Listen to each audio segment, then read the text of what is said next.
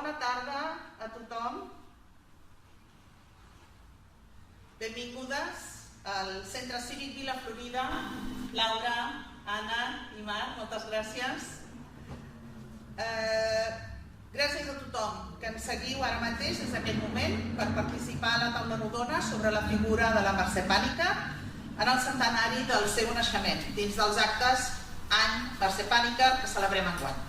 Jo sóc la Montse Cantín Mas i la meva tasca serà avui la de conduir aquesta xerrada i les preguntes en el format de streaming que, degut als protocols Covid necessaris ara i que estem aplicant naturalment. Com veieu, m'he pogut treure la màscara. Sapigueu, si no ho veieu des dels vostres monitors, que estem separades per unes mampares que permeten que puguem parlar quan ens toqui sense la mascareta. Les preguntes les podreu fer a través de la plataforma i les aniré recollint jo mateixa i traslladant a la mesa amb el meu ordinador.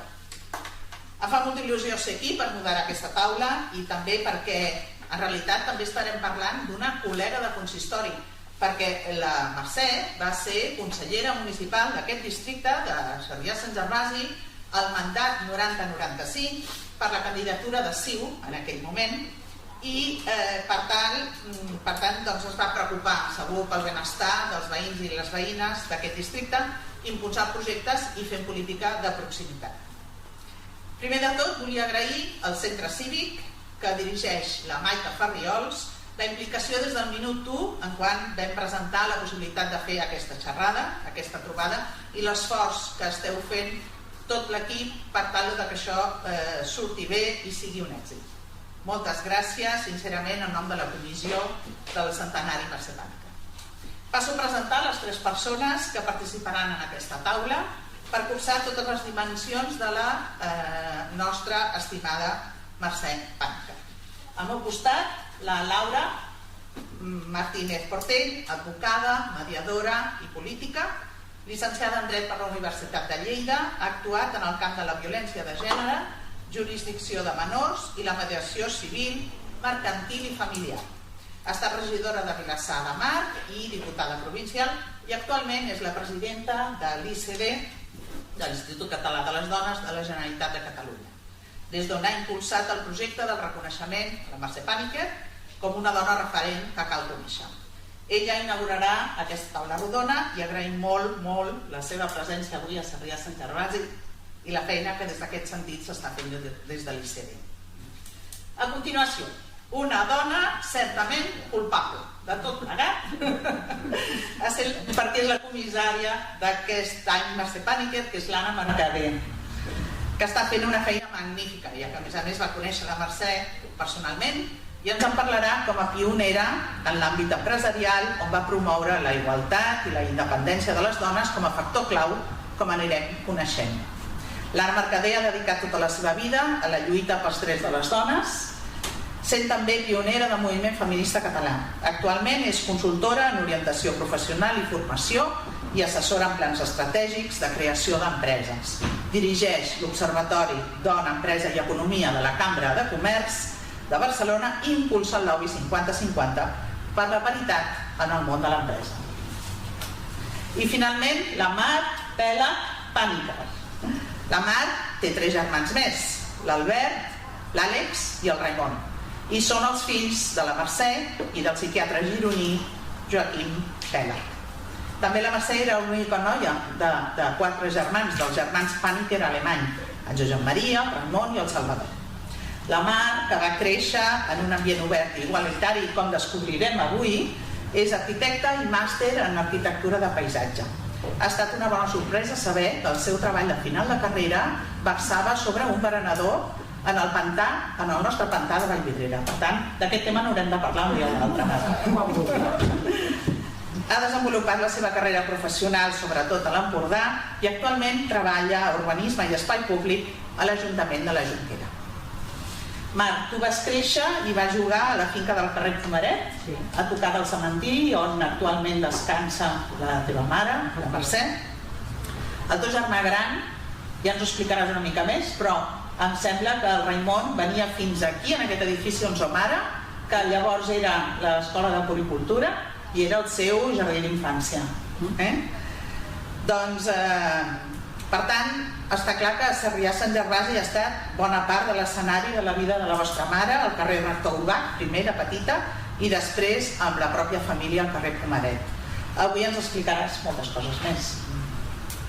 Bé, doncs, fetes les presentacions, demanaríem a la presidenta de l'Institut Català de les Dones, Laura Martínez Portell, que inauguri la nostra taula rodona. Tens la paraula, Laura. Moltes gràcies, Montse. Benvingudes i benvinguts. En primer lloc volia agrair al Centre Cívic Vila Florida que ens hagi acollit i a la Montse Cantín que hagi tingut aquesta iniciativa per presentar l'any Mercè Pàniker al barri de Sarrià Sant Gervasi, on va viure la Mercè. Agrair-vos també a tots els que ens esteu seguint online, a la comissària de l'any Mercè Pàniker, l'Anna Mercadí Ferrando, directora de l'Observatori Dona, Economia i Empresa i Economia, que va acceptar l'encàrrec de liderar les actuacions de reconeixement de la nostra commemorada.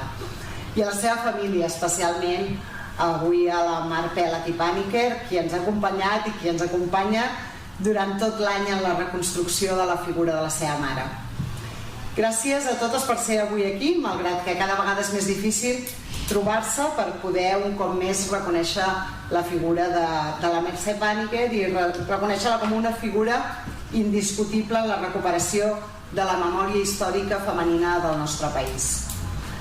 No cal que us digui que aquest no és l'acte que hauríem volgut fer per reconèixer i visibilitzar la figura de la Mercè Pàniker. Hauríem volgut un acte amb més proximitat, on tots i totes poguéssim compartir aquest mateix espai, i malauradament no ha pogut ser així. La nostra vida ha canviat molt en els darrers mesos i no sabem quant de temps ha de durar aquesta situació i per tant el que cal fer és adaptar-nos. De fet, a principis de març, ben bé just abans de l'esclat de la pandèmia, a casa nostra presentàvem l'any Pàniker i exposàvem tot allò que volíem fer per reconèixer la seva figura i ens hem hagut d'anar adaptant sobre la marxa, reformulant algunes coses, però aquí estem canviant el format, renunciant a la presencialitat, però al cap i a la fi reconeixent la seva figura i ajudant que sigui ben visible. I malgrat que preferim veure'ns i tocar-nos, també és cert que la virtualitat ens permet arribar a aquella gent que està més lluny i que físicament no podrien estar aquí tampoc. Com us deia, des del Govern de la Generalitat de Catalunya, a través de l'Institut Català de les Dones, commemora aquest any el centenari del naixement de Mercè Pàniker i Alemany. Una emprenedora i activista catalana pels drets de les dones, convençuda que només la independència econòmica podria portar-nos a ocupar els espais de participació política i de lideratge social i empresarial que per justícia ens pertoca. No és el primer cop que recordem que Pàniker, com a presidenta de la Xarxa Europea de Dones Empresàries, insistia en que ocupar el lideratge social i econòmic era una obligació ciutadana per les dones, una obligació més que no pas un dret, per la pèrdua de talent i de valors que implica el desplaçament patriarcal de les dones dels centres de poder. La llei 17-2015 d'Igualtat Efectiva de Dones i Homes, de l'any 2015, ens empeny com a govern de la Generalitat a fer efectiu aquest principi d'igualtat entre dones i homes i a ocupar l'espai de poder i de participació política que ens correspon com a 50% de la societat. Per tant, ens empeny a fer realitat allò que anys enrere Mercè Pàniker ja ens deia que era una obligació. Aquesta llei d'igualtat també és la norma que estableix que l'experiència femenina i les aportacions de les dones a la història han de ser part dels currículums escolars i acadèmics, i les commemoracions, com l'any Mercè Pàniker, són una oportunitat per legitimar l'agenda de les dones com a representants d'allò social. Com expliquem sempre, el reconeixement desigual que el conjunt social fa de les aportacions culturals, socials i històriques de les dones comporta una desigualtat real a l'inici dels anys commemoratius. La figura de Mercè Pàniker i Alemany s'ha hagut de construir a nivell públic, més enllà del coneixement d'ella existent en el seu àmbit professional, que estava reconeguda en el seu àmbit familiar i d'influència, que evidentment sí se la reconeixia. Ja hem compartit en altres ocasions que els anys en què es commemoren figures masculines podem fer els seus trets de sortida comptant ja amb un fons biogràfic, bibliogràfic, audiovisual extens i gaudint del coneixement públic general per haver figurat en els llibres de text, en la memòria col·lectiva, en definitiva.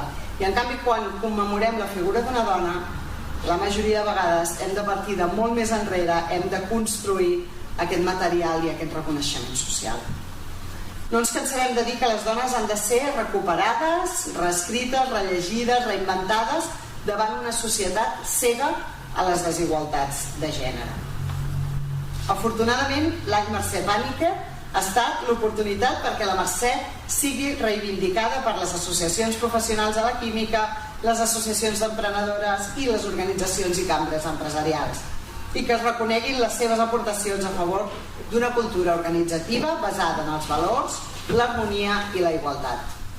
Per això, des de l'Institut Català de les Dones, hem comissariat el disseny d'una exposició itinerant i un vídeo divulgatiu de la Mercè Pàniker, que en breu podrem presentar. No dubtem que el vídeo serà un èxit i que en podrem fer molta difusió. Segurament l'exposició ens costarà un pèl més que arribi a tota la ciutadania, donada la situació que ens trobem, però tenim clar que l'exposició després queda, que un dia passarem la pandèmia i que aquesta exposició ha de circular pels centres cívics, per les biblioteques o per les escoles del nostre país. I que esperem que ben aviat, evidentment, pugui venir a Vilaflorida per ser presentada. També hem fet ús de les xarxes socials amb el hashtag Any Mercè Pàniker per difondre la seva figura i acompanyar els 3 actes que s'han realitzat de moment aquest any 2020, el del març, que dèiem, a la Cambra de Comerç de Barcelona, el del passat mes d'octubre al Monestir de Pedralbes i el d'avui aquí a Vilaflorida. Anunciar-vos també que, malgrat les circumstàncies, intentarem fer també un acte al Palau de la Generalitat, que segurament serà amb les mateixes limitacions que les d'avui, però que, com a Govern de Catalunya, volem mantenir la institucionalització del seu reconeixement tal com ell es mereix. Gràcies a l'Anna Mercader, a la família Pèlag Pàniker i a totes les persones que us hi heu implicat per acompanyar-nos en aquesta feina il·lusionant de visibilitzar la Mercè Pàniker com una precursora i lluitadora pels drets que dones com jo podem gaudir el dia d'avui gràcies a dones com ella. Moltíssimes gràcies i que la història no ens esborri mai més.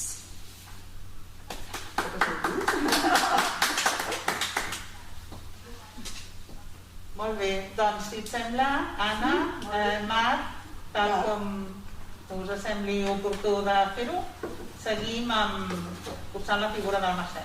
Gràcies. Molt bé. Bueno, jo, abans que res, moltes gràcies. Gràcies, president de l'Institut Català de les Dones. Per a mi va ser un honor agafar ser comissària d'aquest any Mercè Pàniker, que jo m'estimava moltíssim, per tant, que un honor. No m'hagués pogut pensar tot el que ha passat amb la pandèmia, llavors ha sigut molt complicat, però no hem baixat mai la guàrdia. Hem dit, no, és que farem quasi sempre, o sigui, volem fer tot el que teníem planejat, d'una manera o d'una altra. I l'última vegada que estava parlant, no, i si ho hem de continuar al gener, continuarem al gener per recuperar el temps perdut. No? Gràcies, Montse Cantín, perquè des del primer dia que t'ho vam dir-ho allà a la Cambra de Comerç no has parat i també t'ha costat molt, però aquí estem. I per suposat gràcies a la família Pèlag, perquè tota aquesta família ha sigut un encant, perquè això que deies de recuperar és molt difícil, construir, recuperar la imatge, la personalitat i la persona que era la Mercè Pàniker, perquè ja anirem una mica esbrinant qui era una persona amb moltes llums i molt intel·ligent i una persona que hem tingut que recuperar. Bueno, hi ha 2 o 3 pàgines només a les seves memòries. No escrivia, no explicava res, només sabem de boca a orella i els seus fills ens han ajudat moltíssim a reconstruir tot això. Jo crec que tens raó, presidenta, el vídeo haurà quedat estupendo, van participar els nets i tot, i això és molt maco, i l'exposició, com ja l'he vista, és fantàstica. Per tant, moltes gràcies. És una feina col·laborativa, és una feina com fem les dones, amb colideratge i treballant des de la visió femenina, com ens deia precisament la Mercè Pàniker, que era una gran mestra. Bé, a mi m'han dit que es centri avui, perquè la Mercè té moltes parts molt estupendes d'ella, però avui ens centraré empresària i feminista.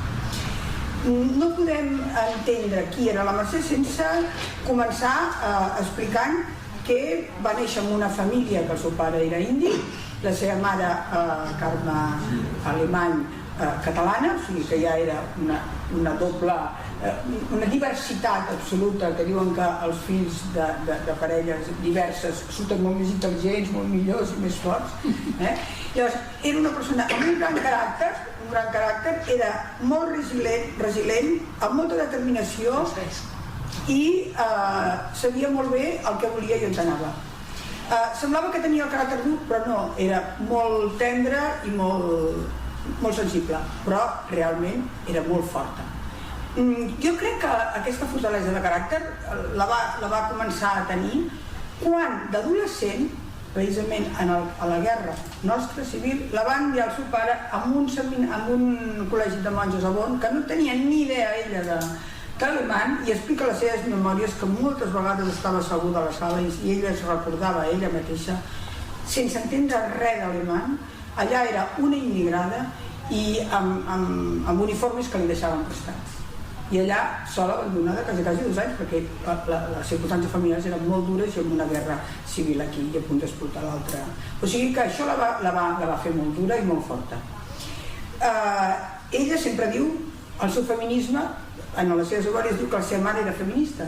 La seva mare volia ser filòsofa, volia estudiar, no va poder i es va dedicar al piano, que és el que en aquella època, en el 1890 i el 1910, sí, digues. No, només volia dir una cosa, precisament la seva mare l'envia a Alemanya amb 16 anys, ara i un està a París i l'altre està a Alemanya a estudiar, vol que estudi. Exacte.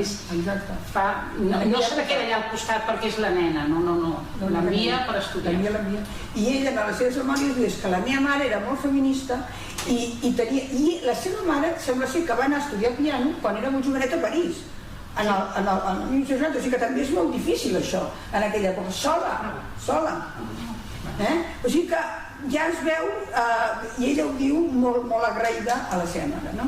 I això fa fortalesa i fa d'això. Formació, tampoc no s'entén la seva contundència i sempre està en un món d'homes, si no entrem en que ella va fer carrera de químiques, que hauria de ser de les poques dones en aquella època que hi havia la carrera de químiques, amb unes notes excel·lents, però ella diu en les seves memòries que ella el que hagués volgut és ser metge, perquè el que volia era cuidar i curar els altres. I només va fer dos cursos perquè va seguir la de químiques perquè el seu pare li va demanar perquè seguís la fàbrica. Llavors ens trobem amb la Mercè empresària. La Mercè empresària, el seu pare, el seu germà gran es fa jesuïta. I llavors ella, que és la segona... Jesuïta, no, capellà, es fa capellà. I llavors, clar, ella és la segona i el pare li diu tens que continuar tu l'empresa. I continua ella l'empresa de manera brillant. Una de les coses que explica és, clar, jo vaig veure que jo per ser la filla de l'amo no podia manar sense saber el que estava manant i em vaig ficar per totes les auques i per saber exactament què és el que feia, i era una empresa masculina absolutament, era de cuir i de tractament de cos. Quan deixa l'empresa familiar, que és una gran decepció i ho explica ella que va plorar molt perquè va tenir que deixar l'empresa familiar, però llavors, mireu si és tossuda, que va dir no, doncs ara muntaré una altra. I crea una altra empresa, creant riquesa i creant llocs de treball, i alguns directius de l'empresa la segueixen i crea aquesta empresa a Alicant. Quan veu que els seus fills no hi ha cap que vulgui seguir aquella empresa, un és metge, l'altre tal, l'altre el tenim aquí, llavors ella, com som les dones, que sempre mirem pels fills i ens adaptem a tot, s'adapta i diu, aquesta empresa la tinc que vendre, la vendré i tornaré cap a Barcelona. Ven l'empresa i una cosa que jo sempre explico, una de les condicions a la venda era que no s'acomiadés a cap treballador, i ho va aconseguir. Llavors, amb les rentes que treu, ella ja hagués pogut viure de renta, però no, ella ve aquí i llavors és directiva, la fitxa, que li costa molt perquè és dona, però clar, és que era una políglota, sabia perfectament, parlava 7 o 8 idiomes. Llavors la fitxen a l'empresa Tixa, que era alemana francesa, i està molts anys d'alta directiva. O sigui que passa empresària, emprenedora i fixa. Bé, ella, hi ha un tema amb ella, recorregut, que precisament ho ha explicat abans la Montse, que és el compromís social i el compromís amb el país, i amb el futur econòmic i empresarial del país. És amb això que ella crea la Cake, una revista tècnica oberta al món que tothom primer criticava, però aquesta revista el que volia era unir els productors, els competidors i els proveïdors, i ho va aconseguir-ho. I la fan presidenta de la Unió Internacional, que per primera vegada hi ha una dona, perquè tots són homes, internacional, i em sembla que està 2 mandats seguits. O sigui que, tal. Després ella participa, que aquí jo ja la vaig començar a conèixer, a PIME hi havia diverses patronals catalanes, com sempre a Catalunya sempre ens agrada allò de cadascú té la seva, no? Bueno, doncs ella va col·laborar amb la unitat i va aconseguir la unitat de PIME, CEFES i algunes més que hi havia a Sabadell.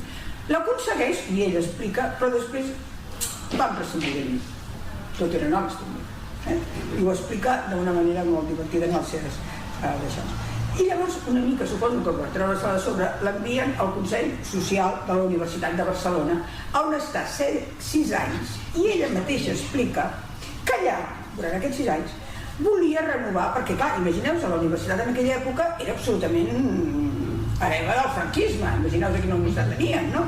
Bueno, i ella volia, d'alguna manera, que encara ho estem treballant, aconseguir apropar la universitat amb l'empresa, i amb la investigació, i amb l'IRMT, etc. I ella explica, diu, vaig intentar-ho però no me'n vaig en sortir. Deia, renovar estructures socials o introduir canvis en institucions com la universitat, amb les seves tradicions, costums, prestigi, provoca reticències inevitables. I diu, no me'n vaig en sortir. I ella era una de les coses que tenia, la sinceritat, no tenia pels a la llengua i no tenia por a ningú, deia el que pensava. Bé, i llavors entra el tema de que va veure que ella podia fer un gran servei, que tenia moltes ganes sempre de lo que ella aprenia, donar-ho a conèixer tothom i ajudar al progrés social i econòmic del món. I va ser on va entrar, o la van fitxar, no sé com va anar, Nacions Unides, a ONUDI, que és pel desenvolupament industrial. I la porta a diferents països a explicar amb projecte de col·laboració i cooperació com s'està tractant aquí el cuir per treballar-lo bé, perquè aquests països com el Marroc, alguns de Sud-amèrica, el tercer món i tal, poguessin sortir-se'n a partir de l'artesania, sortir-se'n a fabricar i vendre.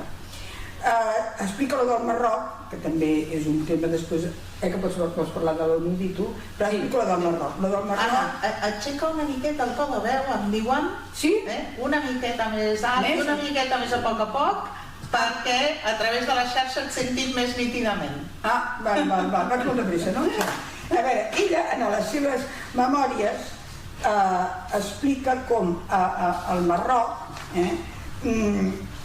ella ensenyava als artesans a fer-ho d'una manera que ens agradés al públic europeu. Però això va sentar malament amb un dels ministres d'aquell temps. Diu, segur que li va sentar malament, perquè no hi havia comissions. Diu, vaig acabar aquella de col·laboració internacional molt disgustada i decepcionada. Això va ser l'experiència de Marroc. Jo tinc aquí, anecdòtic, una carta que em va enviar, aquesta l'he guardat, n'he perdut tantes, del juliol del 80 estava a Asunción, Paraguai. Amb ONUDI, amb Nacions Unides. Sí, amb Nacions Unides. I, llegiré algun tros, el que va estar en castellà, perquè a casa els pares ens parlaven en castellà per una història del meu pare que havia patit molt i parlàvem en castellà. Y aquí digo, acabo de regresar de visitar artesanos marroquineros de los pueblos cercanos, donde intento descubrirlos hace 2 días, después de pelearme con el director del departamento del ministerio, que no quería ponerme un auto a mi disposición. Y qué burocracia tan ineficaz. Tuve que explicar el programa, buscarme un guía del sector que conocían los artesanos, escribir memorándums y al final conseguí coche y chofer. He perdido prácticamente 2 días. ¿Qué farem? Después, conmigo ha venido otro consultor para el calzado, mal educado, va a su idea, cree saberlo todo mejor que nadie y además fomenta su negocio de venta de maquinaria y contratos de consulting. Es hábil. Los del centro de Ginebra, vol dir la Unido, suposo, están muy contentos con sus informes y a él le importa un pepino lo que resulte de su misión para el país. Quedar bien con el que le da el trabajo y ganar dinero particularmente es su único objetivo. Ah, exacte. No es feia amics, amb això. Bueno, ella anava amb el cor a la mà, anava per fer un bé i perquè sortissin de la misèria, per dir-ho d'aquesta manera, i l'altre anava a vendre les màquines. Exacte. Més I clar, això aigua. es va trobar moltes vegades, jo crec, al llarg de la vida i sempre lluitant contra això. Sempre. Contra viento i marea. Contra viento i marea. Però no contra viento i marea, molt ben dit, però no baixava del burro. Mai. O ella feia... Que això és un dels valors que tenia ella. Sí. En efecte, no Però li va fer, suposo, difícil per certes institucions i per acceptar-la, incloure-la, no? Sempre portava la contrària, sempre volia més, sempre. El bé comú. Sí. Bé, doncs va fer aquestes missions comercials a la Índia, al Marroc, a Panamà, a Paraguai, també s'ha de dir que era una gran viatgera, li encantava viatjar, va estar viatjant fins als 90 anys, no? Li encantava viatjar.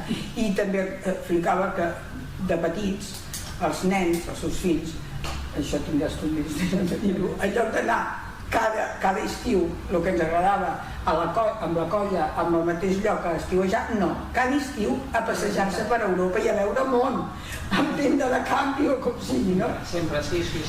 O sigui que això és. Bé, ara per després poder tenir temps de preguntes i de donar-te la paraula a tu, Mar, passo al bloc feminista. Bé. Ella, que això moltes vegades, bueno, ara no, però va haver-hi un temps aquí a Catalunya que hi havia una mica de baralles, però era molt bé, presidenta, de les feministes, qui és feminista, qui no és feminista, ara sembla que ens hem posat d'acord, que hi ha molts feminismes, ens hem posat d'acord d'això, molts feminismes, hi ha diferents feminismes. Doncs quan jo me recordo que anava a dinar a casa de la Mercè i parlàvem molt i tal, deia, i qui se les està anant? Tu i jo ja sabem el que hem de fer.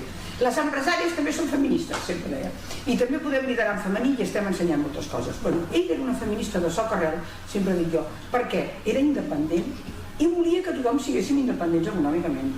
Era una persona lliure. Li importava 3 pepinos el que deia, el que la gent pogués dir d'ella. Ella es presentava amb el seu sari, s'aixecava davant de tot de 100 homes, allà amb el micro i tothom a callar en silenci perquè era una gran comunicadora i una gran oradora.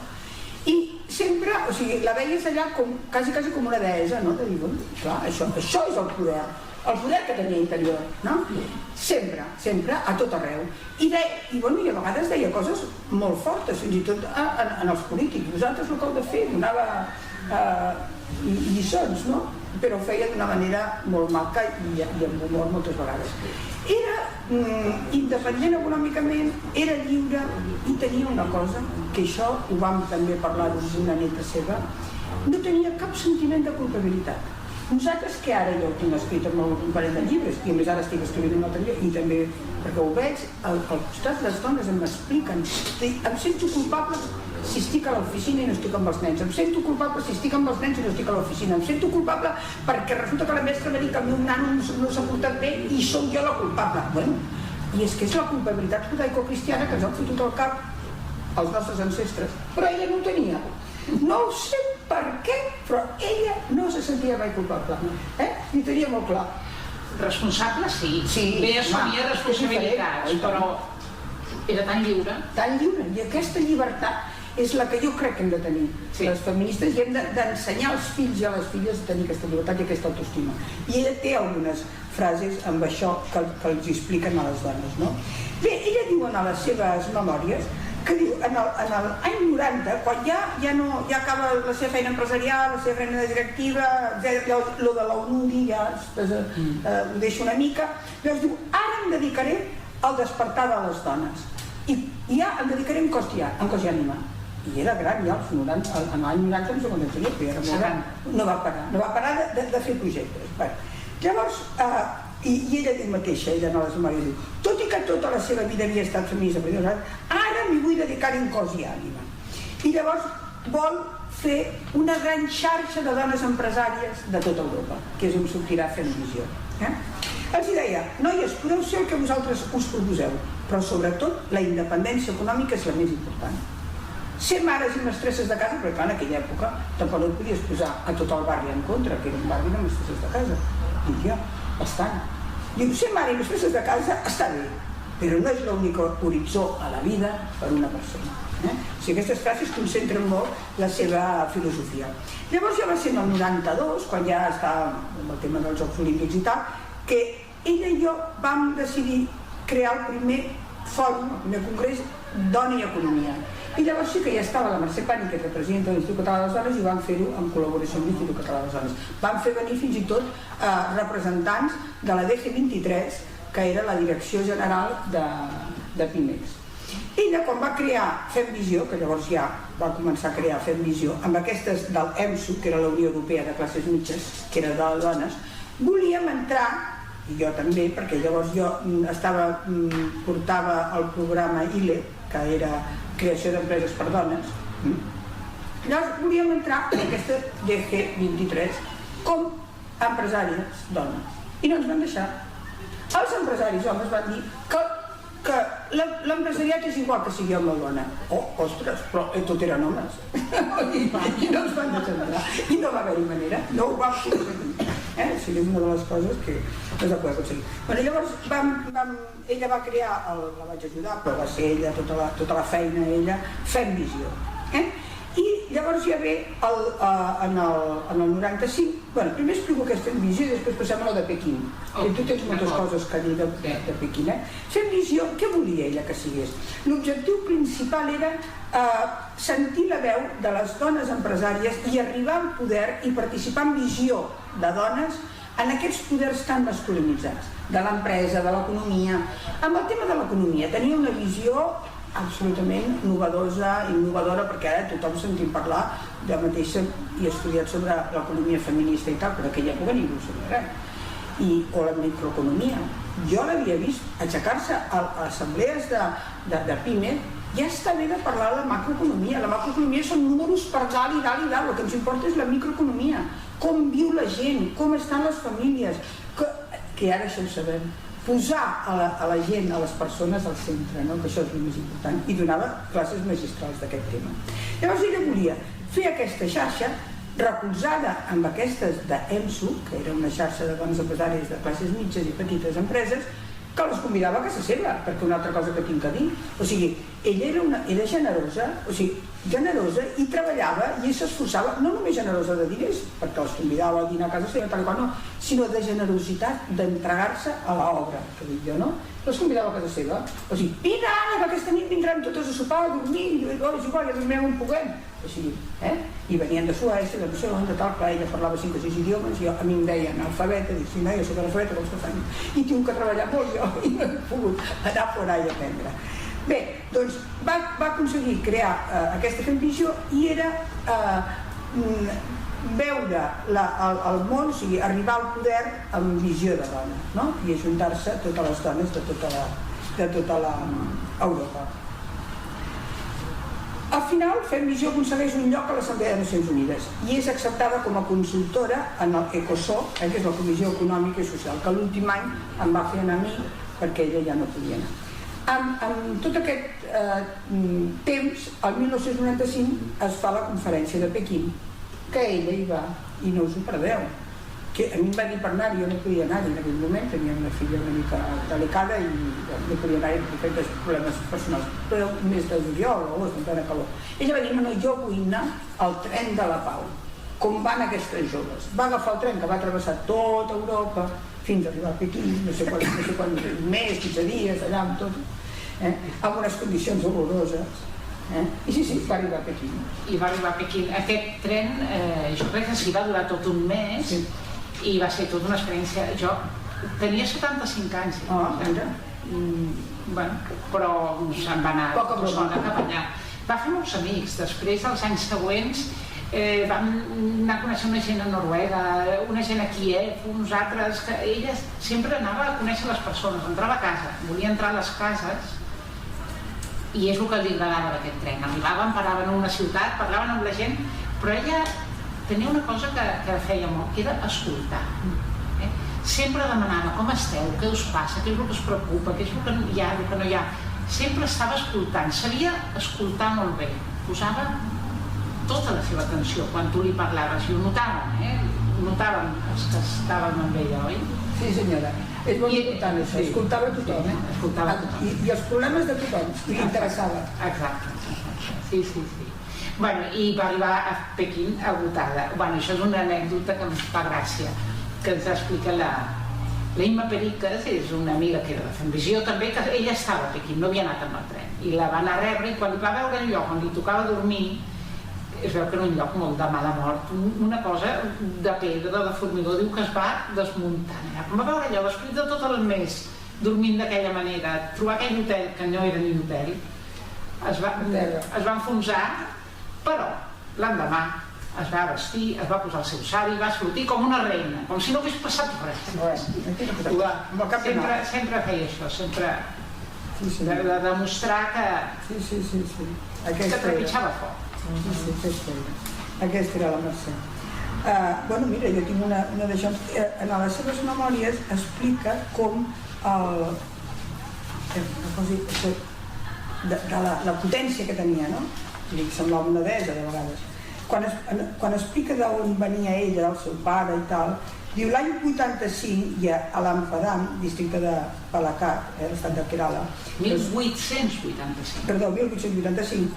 Al sud de la Índia, allà hi vivia una família, Menakat, tal i qual, formada per amant i vedalitat. Ella porta la finca i ell és com un registrador de propietat.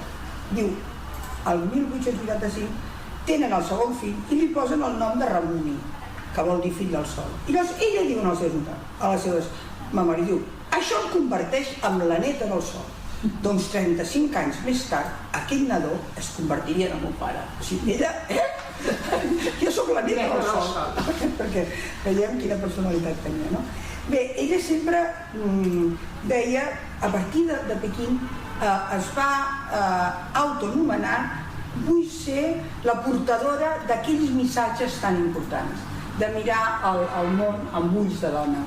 I aleshores també una altra decepció que va tenir quan va anar a les Nacions Unides, que tenia una cadira com ECOSOC aquesta, diu, clar, jo volia escoltar les dones i les escoltava i m'explicaven coses dels seus països, però després les representants a les quals els donaven el micro deien una altra cosa.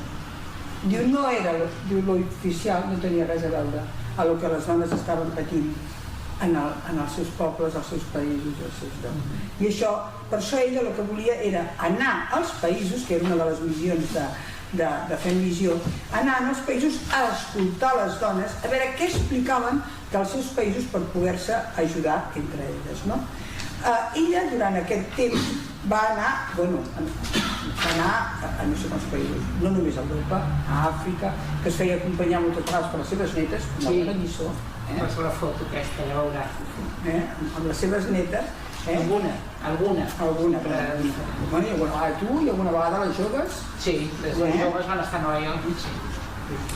Llavors, ella deia, feminista ho era de socarrel, les feministes que han de fer, deia, no, totes les dones tenim responsabilitat, com el que has dit, presidenta, la responsabilitat de participar en millorar el món. Diu, i aquesta és la nostra responsabilitat. I com a dones ho farem millor en visió de dona. Per tant que el feminisme, el que comporta el feminisme és canviar aquest món i millorar-lo. Va defensar, era la gran defensora dels drets de les dones, i els deia a les dones que havien de confiar en elles mateixes. Se'n donava compte que a les dones ens falta moltes vegades autoestima i falta d'empoderament, i és lògic, perquè si és que a tots els llocs de poder hi ha homes, allà moltes vegades o tu ets molt forta i tens molt caràcter i tens clar el que estàs fent, o és que te'n vas i tu dius, aquí no perdo el temps perquè a sobre et miren malament i a sobre... Vull dir, o sigui que... I ell ho sabia. Llavors què ens faltava? I ell ho veia, no? Diu, hem de confiar en nosaltres mateixes. I deia, Les dones s'han de dirigir sense por cap a la conquista del poder. No es tracta de substituir els homes, sinó de que les dones s'han d'incorporar als centres de decisió i de poder per tal de portar la seva manera diferent de veure el món, que ara està absent. Aquestes maneres de diferent veure el món es basen sobretot en una millor disposició per la resolució de conflictes, allunyada de la violència, en una major capacitat de comunicació i en una visió a llarg termini. Hem de seguir parlant de la presència o absència de la dona en els llocs directius, perquè les dones encara estem desplaçades del centre de la societat i hem de despertar. Això són paraules d'ella. És una llàstima que jo al final, sempre li deia al final dels seus dies que havia d'escriure les memòries. I res, les memòries va escriure 4 pàgines. Això és llàstima que no havia escrit tot un llibre. Marc, si vols dir una cosa, per favor.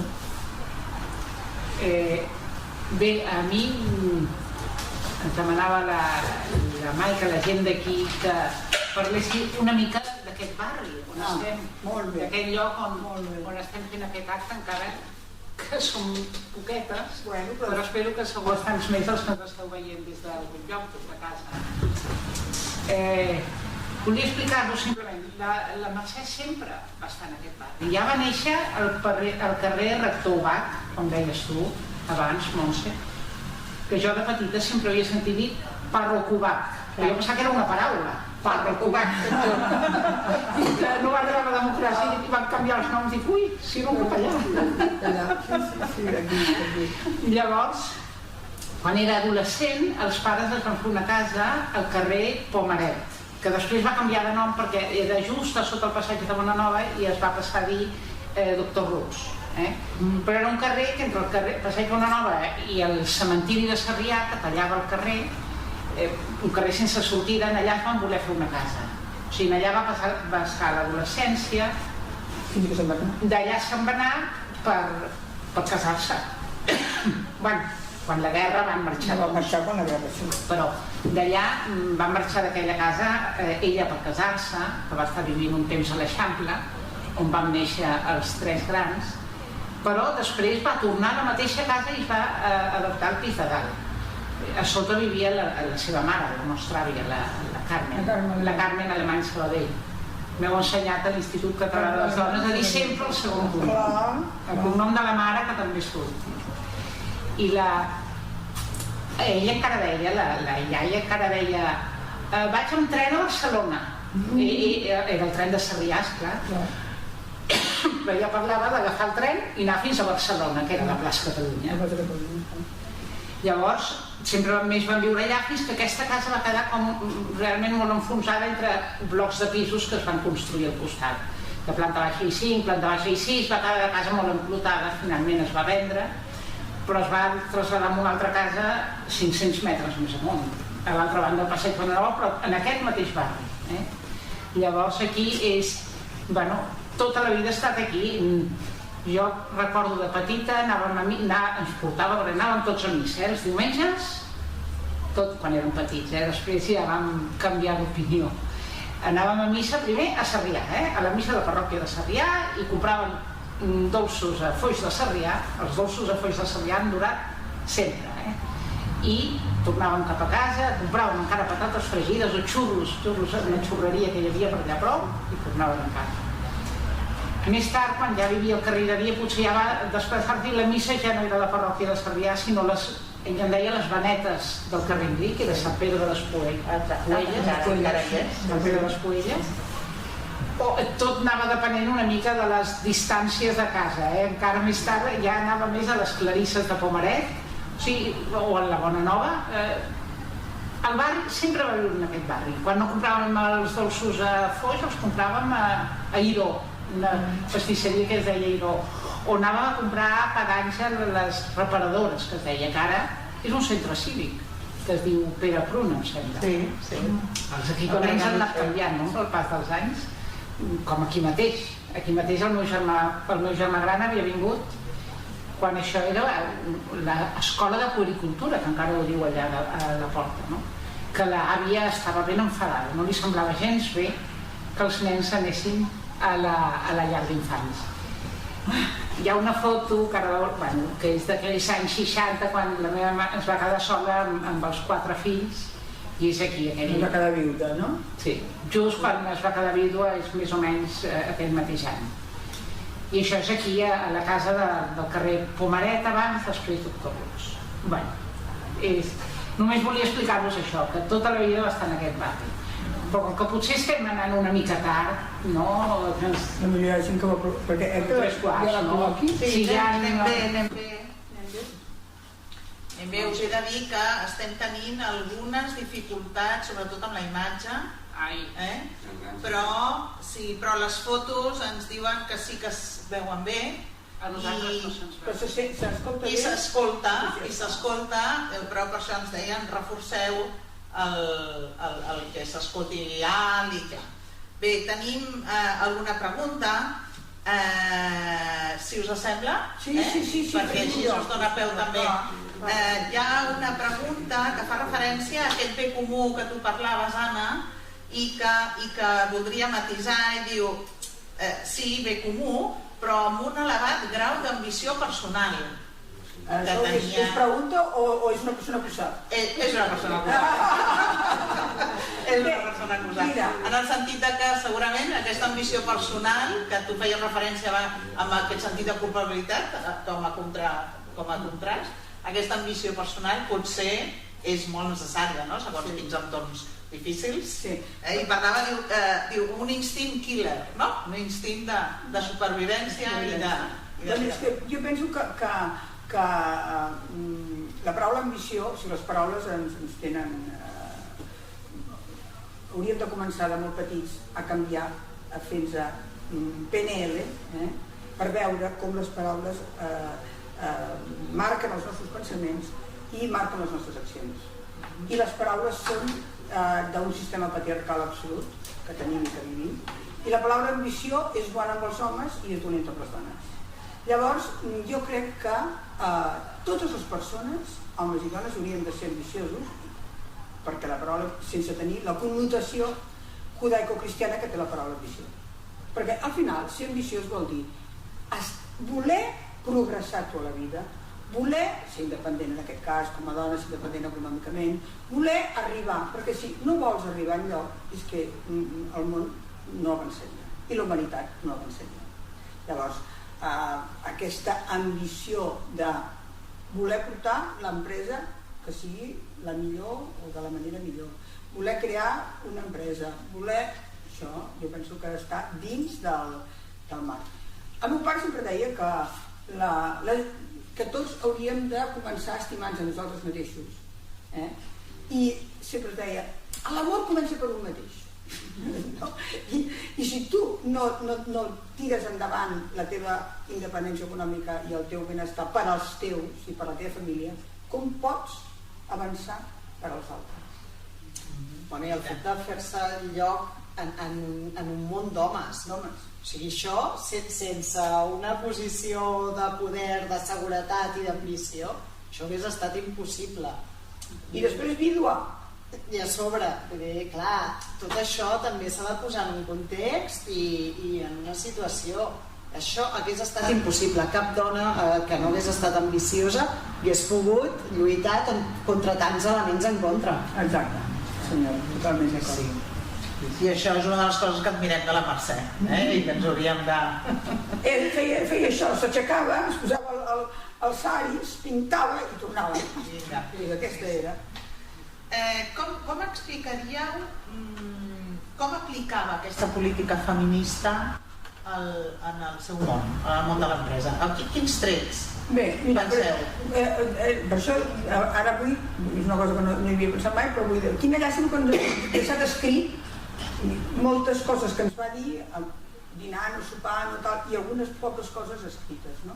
Per exemple, ella deia, en l'empresa, és que em renyaven perquè jo vaig fer que l'empresa se la sentís tothom com a seva, perquè allà tothom manava. I ella em deia, i és això el que jo volia, que l'empresa sigués una comunitat de gent que treballen per tirar endavant, gent jeràrquica i tota transversal. I això és una cosa que després, jo fent molts estudis amb el tema de com creem empreses les dones, una de les coses que fan les dones empresàries és que faci circular la comunicació i que tothom parli amb tothom i creen un benestar i un benestar de tot l'equip. I això és molt important, i això ho fem les dones, i ho fem de manera innata, com ho fem dins de la família. I això és una de les maneres de dirigir en femení que ella dirigia. Després escoltava molt. Això que ha dit ella, jo sempre pensava que tenia les orelles tan grans, perquè diuen que les orelles es desenvolupen molt, es desenvolupen molt quan escolten. És veritat o no? Sempre va ser que les orelles ens va clar, sempre escolta molt. Doncs diu que escoltava molt els treballadors. Des del que feia el curtidor de pell fins a que tal i qual, i després ella decidia, clar, era ella l'empresària, no? Però escoltava tothom, decidia i manava molt, però escoltava tothom. I això també és un altre tret de dirigir en femení, per exemple. I tu, Marc, com a filla seva, aquesta sensació de llibertat que ella exercia, també els fills en beveu d'aquesta llibertat, amb quines coses era una persona autoritària, o més que ser autoritària, a vegades penso que era l'autoritat, la tenia. Exacte. No era una cosa que es podia ni discutir, estava allà, ho tenia, era un poder que tenia ella, quan deia una cosa la feia. Però també és cert que a tots els fills ens va deixar molt de camp lliure, perquè jo recordo ja bastant joveneta, ja m'enviava en aquesta escola d'Alemanya on ella va estar. Jo era l'única nena i era un internat de nenes, per tant em va fer estudiar alemany, perquè jo parlo alemany gràcies a això, i em va enviar cap allà a passar un estiu. I potser jo tenia 14 o 15 anys. Vinga, vés cap allà, i en allà ja està, i resulta que no m'esperaven i que no ho sabien, bueno, ja s'arreglarà. Anava tan tranquil·la, no ens trucàvem, no teníem mòbil, no ens trucàvem per telèfon, no dèiem res, i encara així confiava molt en nosaltres i en la sort i en la bondat de la gent.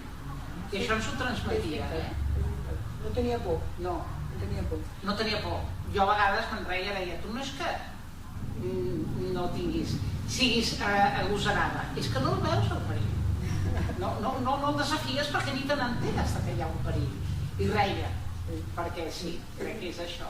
Era un valor que tenia, que deia, confiava moltíssim, que tothom era bo. I, per exemple, quan ja començava a no caminar bé, deia, no, ja m'ajudaran. Jo me'n recordo amb el Volvo aquell que tenia, l'últim cotxe que va tenir, un Volvo antic, i deia, no, ja t'ajudaré, ja vindré, ja tal. No, ja m'ajudaran, tothom deia. Sí. La seguretat aquesta, no? I bé, finalment, una mica, doncs, des de la vostra experiència, inclús Laura, i des de la política, i també Anna, des del món de l'empresa, i Marc, des del món, doncs, inclús sent arquitecte, i que segur que has passat, doncs, els teus diguéssim, les coses professionals que a vegades poden ser complicades, no? Com creieu que les dones compartirem o definitivament tindrem el poder? Ja contesti la presidenta. Bé, jo crec que hem après a demanar-lo, que això és molt, no? Perquè durant molts anys les dones, és que ens havien dit que no podia ser nostre, vull dir, no s'havia plantejat mai ningú que realment nosaltres poguéssim tenir poder i presa de decisió i poguéssim fer les coses, no? I jo crec que aquest pas de consciència a les pròpies dones de dir, no, és que jo vull no les mateixes oportunitats així en sentit figuratiu o imaginari, no, és que les vull exercir, no vull que em diguis que estan escrites en un lloc i que jo ja puc accedir a tothom, no? Que puc fer una carrera i puc ser advocada, no, és que després m'hi voldré dedicar a ser advocada, i això potser comportarà sense culpabilitats, com dèiem, haver de deixar a les criatures amb el seu pare i que les cuidi o que se senti igual de culpable o de responsable que jo si soc o no hi som, no? Llavors aquest exercici de la responsabilitat jo crec que les dones hem fet un pas important, i els homes també estan fent aquesta passa de reconèixer-la, no? I de reconèixer que el talent de les dones no es pot desaprofitar. No pot ser que som el 50% de la població, el 50% del talent tenim, i dic el 50 per anar baix, perquè en realitat pràcticament un 60% de les llicenciatures universitàries estan obtingudes per dones a l'actualitat. Per tant, el país no es pot deixar perdre tot això. I jo crec que aquesta visió les dones l'anem fent a poc a poc. Ara, ens queda molta lluita dins de casa nostra, dins de les cases. Jo crec que el gran problema o el gran entrebanc perquè les dones arribin a llocs de presa de decisió, a ser emprenedores, a tenir la pròpia empresa, que ja has de dedicar moltes hores i a més, el tenim amb la responsabilitat o el rol que assumim o que ens fan assumir dins de casa nostra. Sí, jo sempre dic que si no tenim, fins que no canviem les estructures i l'entorn, les estructures encara patriarcals que tenim a nivell d'organització d'horaris, de lleis, que lleis ja en tenim, però fer-les complir, de serveis, no hi ha escoles, encara no tenim escoles universals, i llavors avui s'està veient, les noies joves no volen tenir fills, però no és que no vulguin, és que els agradaria, però és que no poden, per temes econòmics, perquè no hi ha escoles gratuïtes a escoles bressol, perquè els horaris són horrorosos, perquè cobren menys, perquè quan estan embarassades o tenen un fill no hi ha ajuts, etc. No? Això, fins que no canvi l'entorn, serà molt difícil.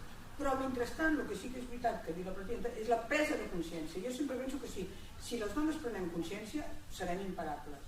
Una vegada un senyor dels poders econòmics em va dir però és que vosaltres no voleu estar aquí a la taula i a la reunió, no m'acordo una reunió, una taula. Diu, és que vosaltres voleu manar? Sí, clar que volem manar. És que no volem ni ser de floreros ni estar aquí passant el rato, perquè jo per passar el rato no vaig a casa a llegir i escoltar música. O sigui, no volem anar, perquè és que estem convençudes que la nostra visió és segur molt més a llarg plaç. I segur que posarem sempre les persones al centre, seguríssim. I per això aquesta responsabilitat que parlava la Mercè. I després hi ha un tema de l'autoritat, que tu has parlat, que jo també estic reflexionant molt sobre el tema de l'autoritat. A la majoria d'homes, quan entren en una empresa o quan entren, volen saber sempre què seran. Jo veig molt al món econòmic i passa molt, no? Director de no sé què, la targeta, quin despatx tindré, quin cotxe, quin tal, quanta gent estarà sota meu. Les dones entren i demanen, sobretot, a veure la compte de resultats, els objectius, què tal, què qual, i no.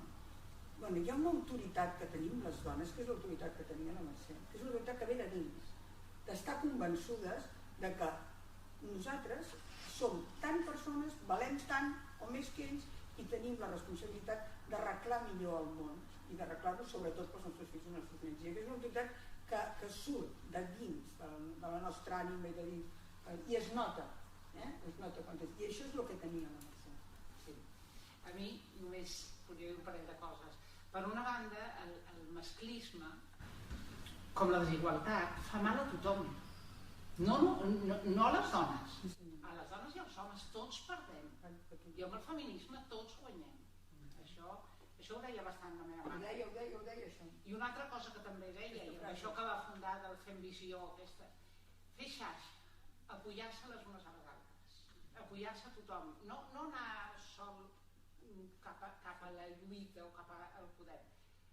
Fer comunitat, fer amb les demés o amb els demés, amb la resta de persones, tirar endavant, no intentar fer les coses sol. I tenia un valor molt important, que jo també vaig aprendre molt d'ella, perquè en aquella època